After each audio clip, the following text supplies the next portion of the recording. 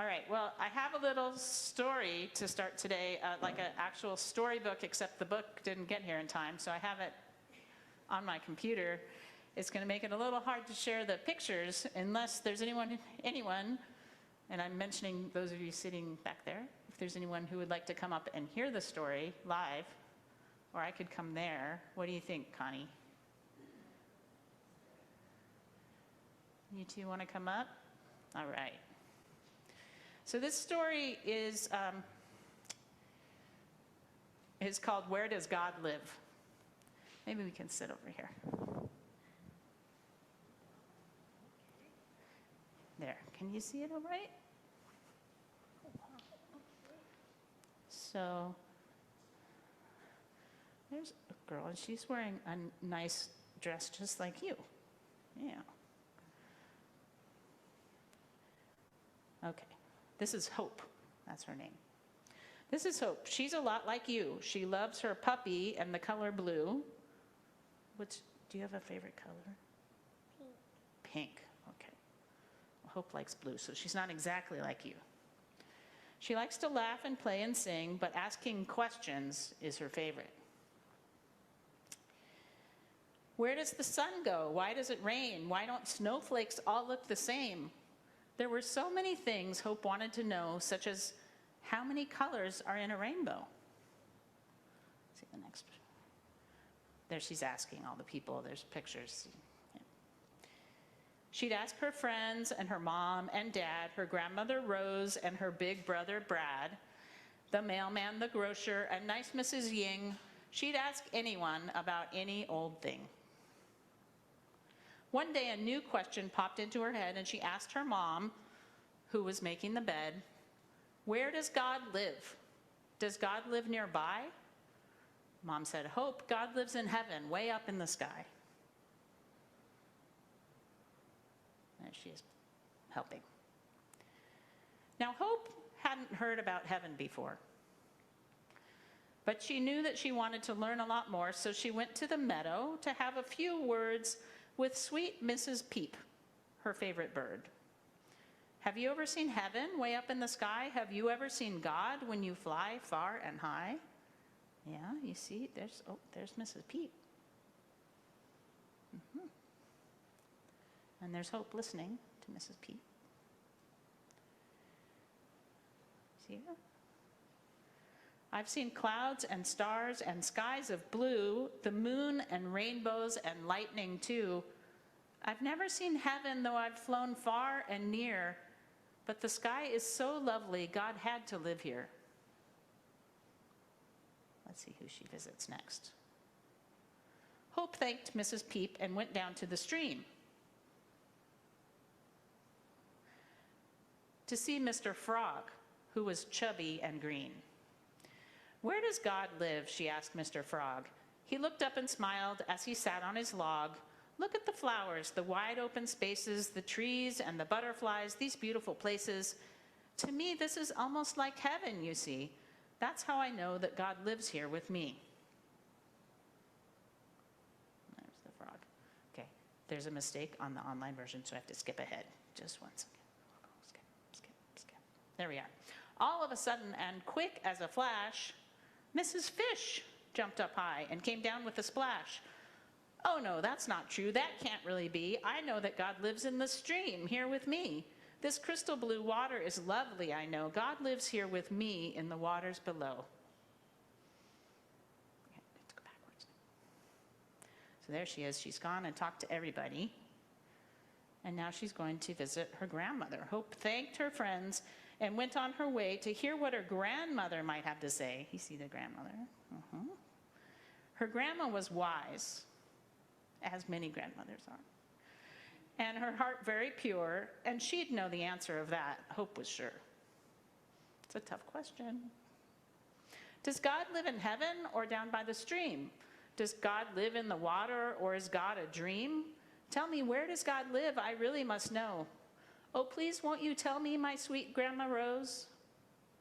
Her grandmother smiled, as grandmothers can, and softly she reached out for Hope's little hand. I know you're confused, and I'm glad that you came. Now listen real close, and I'll try to explain. There's trying to explain.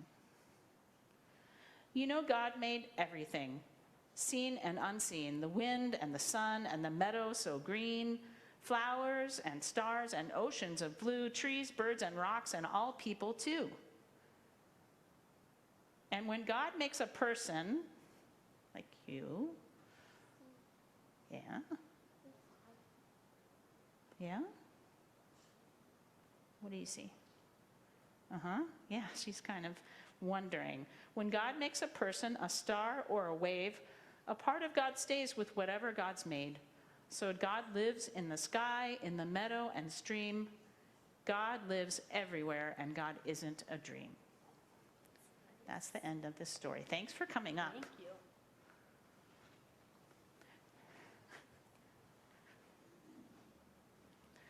I'm hoping to get an actual version of that so we can all look at it, but that's where we are now. All right. So that was Where Does God Live by Holly B. And I actually don't have the publication date in my notes, but it was a while ago, maybe more than 20 years ago. All right. Now, many more than 20 years ago, for a relatively short time in the scale of the thousands of years that it's been, many folks believe that to do any kind of important things with God, you had to go to the temple.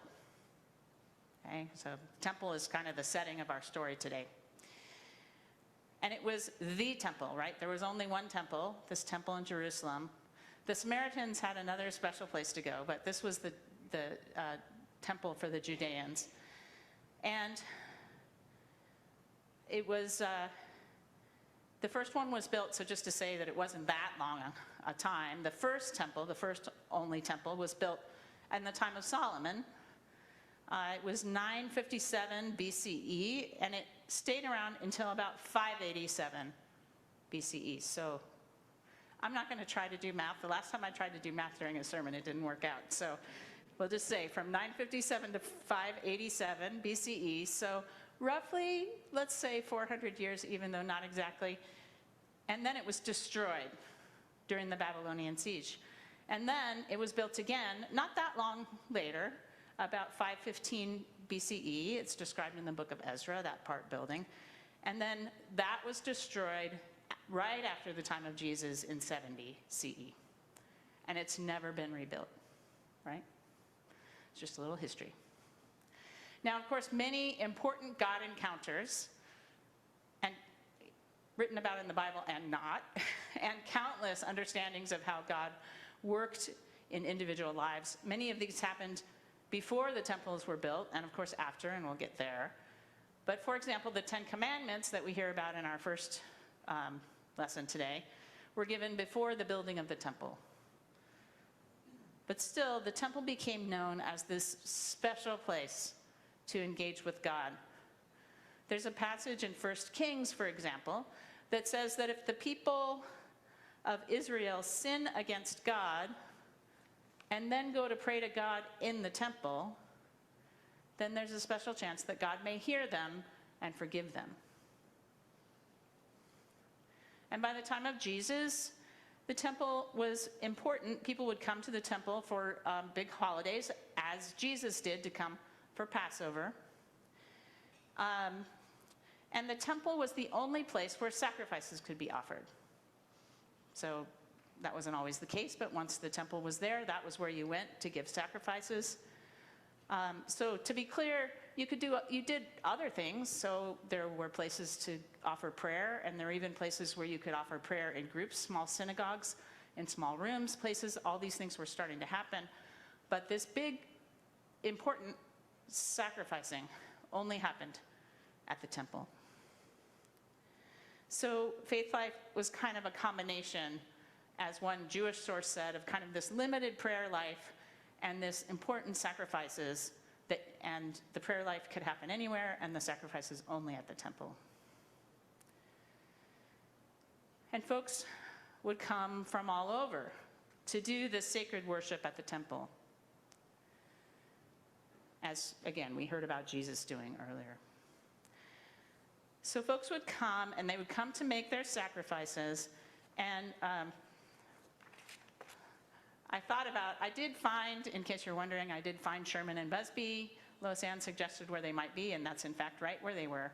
And I didn't bring them today because of what happens to the sheep in this story. They don't need to hear that. But people would come to the temple to sacrifice oxen and sheep and goats and turtle doves and pigeons. Those were kind of the range of animals. And they did that, for reasons of tradition, but of course, like all traditions and rituals, there were spiritual reasons why those were happening. And again, there are a lot of, as with all religious traditions, there are a lot of theories around what the spiritual reasons. I'm going to share a couple of them, again, from a Jewish source, who says that sacrifice was primarily a spiritual act. Any sacrifice was a physical act combined with a spiritual ritual and an internal change on the part of the person sacrificing. So there might be a sacrifice because of wrongdoing, for example. You would sacrifice an animal to make up for what you have done, and internally there would be a confession and atonement. Another way of thinking about sacrifice was that it was a way of lifting up life and flesh from this physical world to a greater, higher plane. So this is like certain sects of Judaism. And the quote from that is, in addition to elevating the various layers of the human soul, sacrifices in the temple also elevated the actual animal being offered, thereby elevating the entire animal kingdom. So there was a lot of layers to this type of sacrifice that could be happening in the temple. Okay. And all this was perfectly normal and embedded into the religion of the time, right? This was what was happening, and the temple's the only place. And, it would be perfectly normal for there to be animals there, because you wouldn't drag a cow with you all the way from Galilee to do the sacrifice. Maybe you'd bring some doves, but they would have specially consecrated animals there for the sacrifice. It's all part of the whole scene. The other piece to know is that people would give a temple tax. So it would be like, it's like a membership donation, kind of, they would give. And that donation had to be in shekels. It could not be in the Roman coins, right? So this is maybe information that you all have heard before about the Roman coins. As we heard in our first lesson, no graven images. So the Roman coins had pictures of the emperor, so you couldn't use those for your temple tax. So they had to be able to change their money in order to give. They had to be able to get shekels from the money changers in order to give. So this kind of scene into which Jesus entered was pretty normal for the temple. Sheep and goats and doves and oxen were sold for sacrifices, and money was changed so that people could pay the temple tax. And so the question becomes, why did this big scene happen for Jesus, if this was just kind of the way it was? In some of the other versions of this story, there are some hints that maybe there are some unfair practices going on, but we don't hear anything about that in John. Just Jesus' statement about the destruction of the temple that there's in, and the rebuilding of the temple, which they describe as being the rebuilding of his body. All right, a little more history. By the time this passage was written in the book of John, the destruction of the temple in which this story takes place had already happened. So at the time that Jesus was doing this action, obviously the temple was still there. But by the time that the book of John was written, the temple was no longer there. And I talked a little bit about this before. This destruction of the temple happened at a time in the middle of this shift from this kind of limited prayer life and active life of sacrifice to what became, after the loss of the temple, everything happening away from the temple, of course, because there's no temple, but also no more sacrifices. Sacrifices went away when the temple went away. There were no more sacrifices. Now, there were a lot of, things that made it easier. You could then have these kind of full sets of practices wherever you were in the different synagogues. But also, it made it easier for people to maintain their faith practices as they moved around. And that was very convenient for the Jews in the future, but it was also very convenient for Christians as they moved to different places to be able to bring their faith with them. Okay, so back to our story. I think a big part of what is happening in this big, dramatic story, right? This story that's full of anger. Does anyone else feel uncomfortable when Jesus gets angry? I do, just a little bit. But I think that what's happening there is in some ways kind of the opposite of what it seems like. Because to me, it seems like Jesus is trying to drive everything out of the temple that is not related to God. But I think in the fullness of this story, what Jesus is really trying to emphasize is that this temple is not the only place where God is. That this temple can be destroyed, and that when Jesus rebuilds it, not as a physical temple, but as a spiritual temple, when that happens, there's more access to God, not just at the temple, but everywhere. Because God is where Jesus is. That includes the environs where Jesus walked, but also the whole world. Every person, everywhere, like we talked about in the book that I read to Connie and Zena and to all of you. The sacrifices, the temple taxes, none of them are necessary to access God. That became true for Jews when the temple was destroyed, and it continues to be true now. And as Hope learns from her grandmother in the book that we read, God lives in all things that you see, hear, or touch.